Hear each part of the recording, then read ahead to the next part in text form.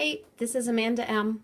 I was listening to the most recent episode of Horizontal Transfer, and a vector was talking about how he used group quizzing in his classes, and it immediately made me think of this great technique that I picked up from the University of Minnesota last summer. They do this in their biology classes because they do team-based learning in their biology classes, and they often give group quizzes for their students, and they use big groups, like groups of 8. And they found that as well, the discussion in these group quizzes was amazing. But they facilitated it with this tool that I wanted to share with you. It's called an if-at form, and maybe some of you have seen this before, but last summer was my first introduction to it. So what happens is each of these different rows on this if-at form represents a question number, and each question has 4 choices, A, B, C, and D. And of course, one of those questions is correct.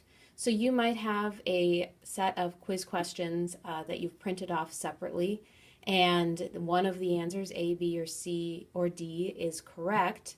And the students are discussing in their group which one of those questions they want to choose, or which one of those answers they want to choose. And so once they come to a group consensus on the answer, what they do is on this if-at form, they scratch off whichever answer they think is right. So if they think it's A, and I'm going to switch over to another form now so I don't waste all of mine here. So if they think it's A, they're going to scratch off the first box. And you can see that box is completely blank. So that means A was not the right answer. So they get that immediate feedback, and then they have to discuss again. Well, if it's not A, is the answer B? Nope, no luck there either. If it's not B, maybe it's D. No, that's not right. The right answer, and there's the right answer. You can see there's like a little star there that represents that that is the correct answer to that question. When you order a packet of these, you get a whole bunch of different forms.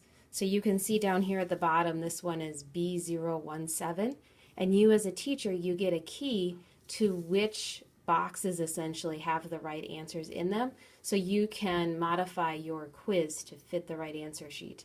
And I have found that students just love this. They love the scratching off. They feel excited when they find the right answer. And then the immediate feedback on my end is great for them, as well as the discussions that it provokes.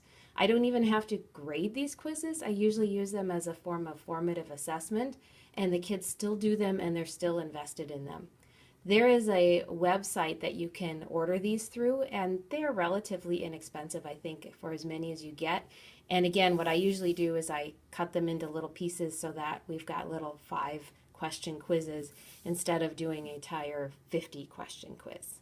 So there's an idea if you're into group quizzes. It's something that really made my group quizzes in my classroom effective.